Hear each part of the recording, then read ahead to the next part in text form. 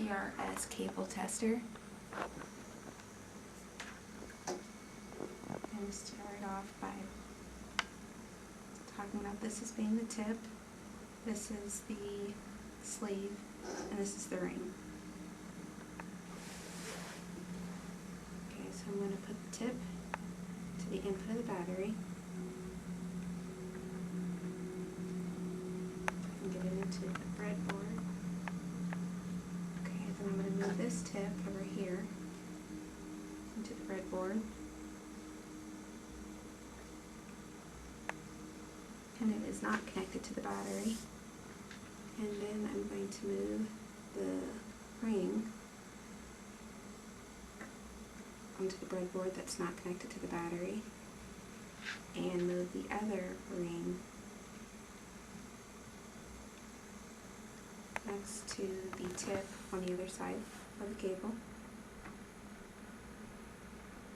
And now I'm going to move the sleeve next to the ring. I'm going to move the sleeve right above the tip, and I'm going to connect the resistor to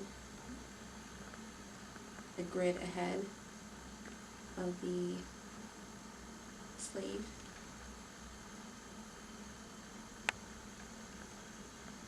And just put the other one somewhere on the grid.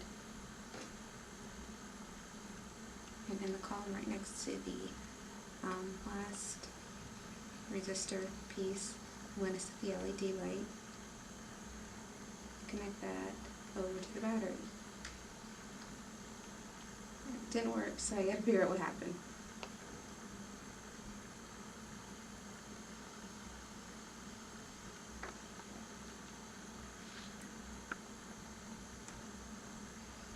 Okay, I just needed to move the resistor from ahead of the sleeve to the side of the sleeve, so it's right next to the sleeve on the back end.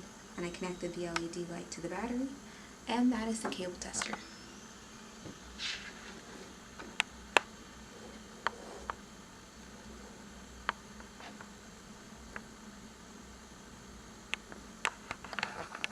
Go ahead and explain the electron, like how the electron's flowing. Okay, so the electron's going to be flowing from the battery to the tip,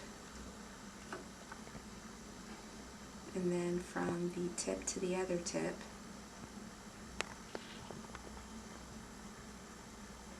and then from that tip all the way back to the ring on the same side. It's hard to tell from this way. Just going to be right over here, and then from the ring all the way back to the other ring,